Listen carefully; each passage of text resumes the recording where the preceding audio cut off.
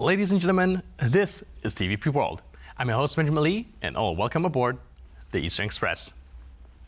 On this episode, we're diving into Ukraine's latest bold maneuver, which has everyone from Moscow to Washington on the edge of their seats. We're talking about Ukraine's daring incursion into Russia's Kursk region and a fascinating chess match it represents. It's a story filled with strategy, risk, and a whole lot of iron-willed determination. So if you haven't been glued to the latest news, let me catch you up. Ukraine has pushed into the Russian territory of Kursk, and it's not just for a weekend getaway. This is a calculated gamble aimed squarely at altering the course of the ongoing war with Russia. So sit tight as we bring you our latest report. Ukraine has no intention to seize populated areas or occupy Russian territory, according to Mikhailo Podolyak, one of President Zelensky's top advisors.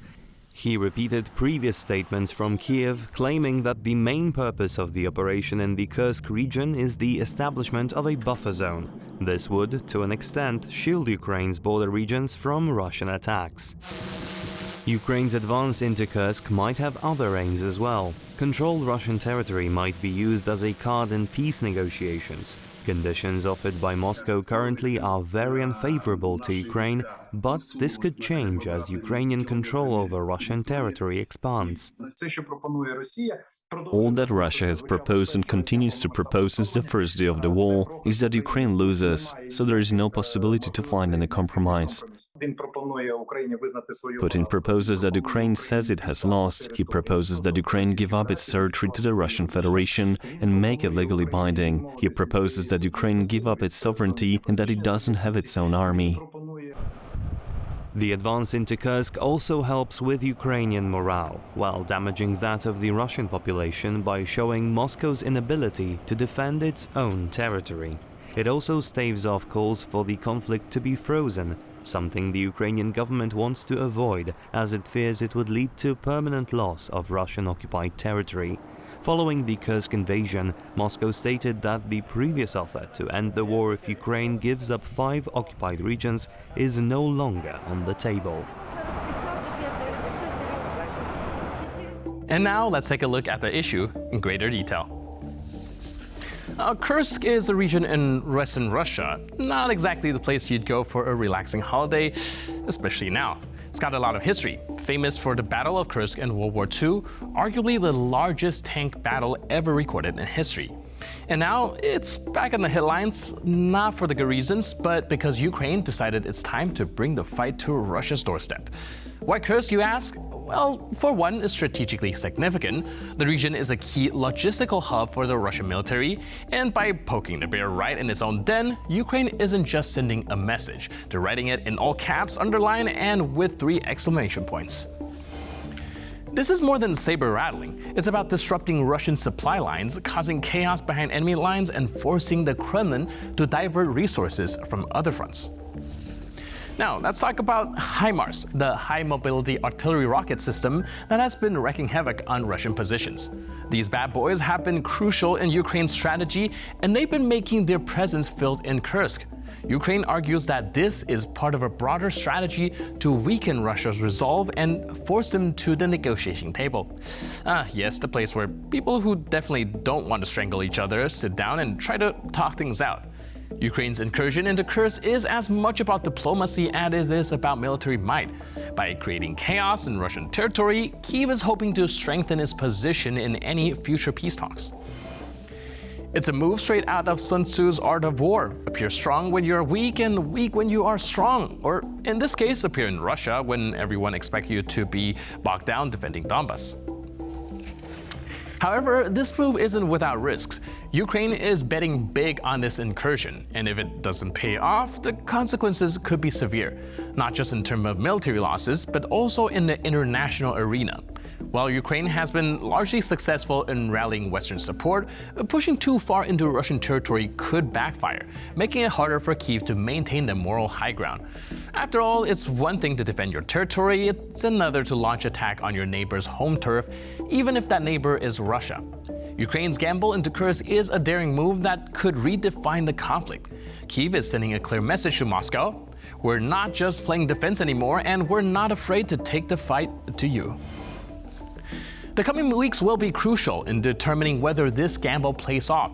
Will Russia be forced to the negotiating table? Will Ukraine gain the upper hand? Or will this move spark even more intense escalation in the conflict? One thing's for sure, the eyes of the world are set on Kursk, and we're watching with bated breath.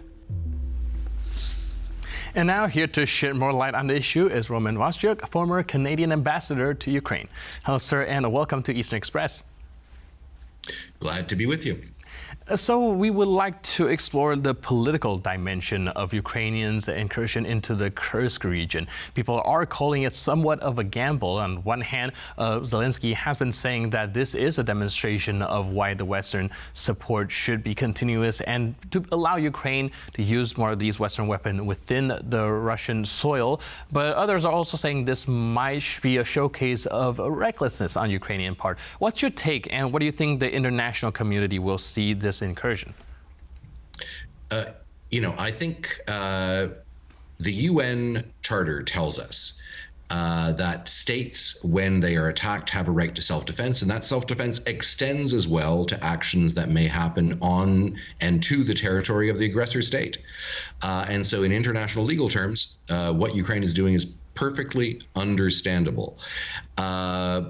Has it, in fact, set off an escalatory spiral?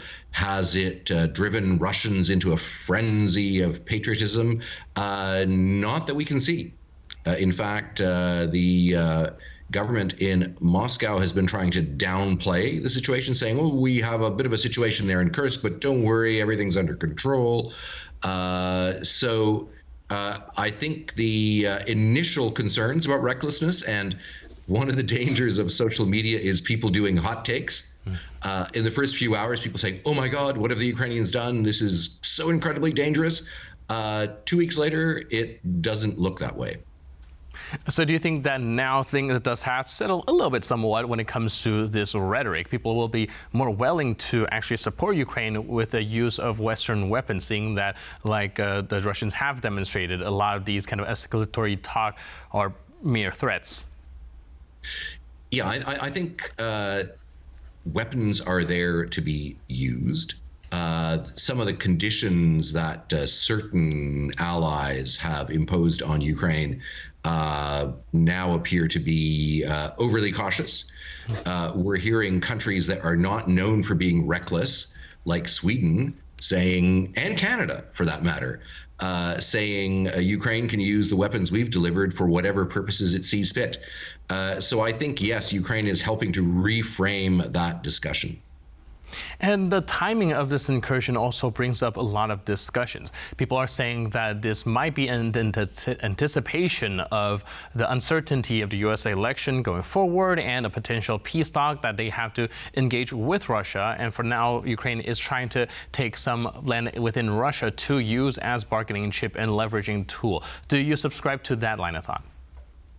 I think the Ukrainians have not done a big reveal on every single aspect of this plan.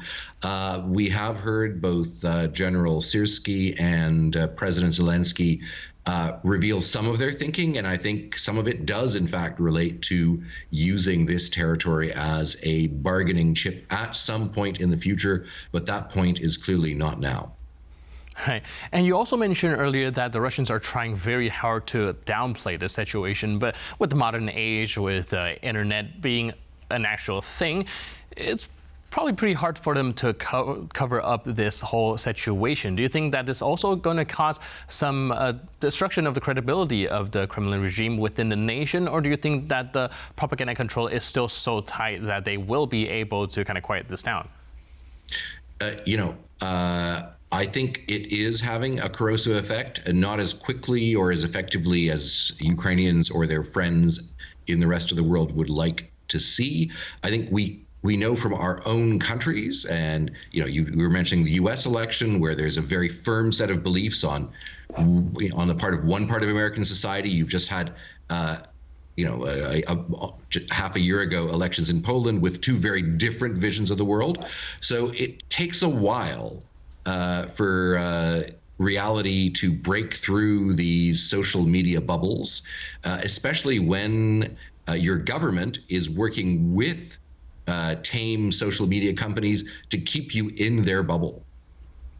Right, and speaking of belief on the United States' side, some of the reluctance when it comes to supporting Ukraine, it does come at the reasoning of the slow progression and thinking that this might turn into a forever war. Do you think that the incursion into Kursk, the fact that there are turning points in this battlefield, would give them a bit more hesitation when it comes to just calling Ukraine like an endless war? In other terms, do you think that some minds will be changed in some of the U.S. pundits or commentators when it comes to this particular situation? I think those who are open to it, yes. And clearly, it shows that, a couple of things. One, that the element of surprise is still possible in this day and age. Secondly, that Ukraine is capable of coordinated maneuver warfare, which is something that I think the 2023 counteroffensive led people to believe that it wasn't. Well, clearly it has drawn conclusions, and it is now capable and has very much operated that way.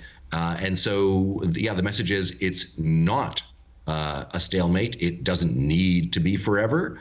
And that's also true on the economic side, where I do most of my work now. I mean, the EU's Ukraine facility is pumping money into Ukraine. So are many other allies. The Ukrainian economy continues to recover.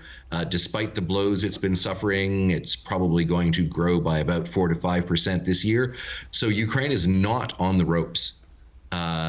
It has challenges. It's had challenges with mobilization, but that in part is also a morale question. So a counteroffensive like this helps improve morale and makes it more likely that people will sign up when they're called up for duty. All right, and speaking on the economic side of things, I'm also wondering about the aid that's coming into Ukraine from Western countries, or even like in Canada. How has that changed throughout this war so far? I think there has been a big wave of support. Then there was an ebbing. What we've seen now is more of an institutionalization of that support. As I mentioned, the EU-Ukraine facility, 50 billion euros in total, gives Ukraine a planning horizon. So does the U.S. 60 billion allocation in both military and economic aid for this year and part of next year. So essentially, Ukraine is okay, certainly till the middle of 25, in certain respects till 2027. That means that Ukrainian businesses can plan for the future. It means that the population doesn't have to worry about the currency falling off a cliff next week. What we're seeing is a controlled devaluation, probably from the current level of around 41 hryvnia to the dollar, the US dollar, to about 42.5 by the end of the year. So all that aid, what it does is it gives people a sense that the situation is controlled, that there is some planning certainty. All right, it's very, very fascinating phenomenon. I would like to focus a little bit, again, back on the economic side of things, because you're just mentioning that somehow Ukraine was able to avoid their currency or their economy going into a free fall, even with these devastating war going on. Can you help us understand the mechanism behind it? Well, some of it is pretty counterintuitive. The Ukrainian economy has many problems. People have spent years writing about them. Some of those problems turned out to be hidden strength in a super crisis like this one. In other words, if Ukraine had totally successfully turned into a Western-type economy, very dependent on banks, very dependent on people being over-levered with huge loans, then a war like this would have crushed the economy.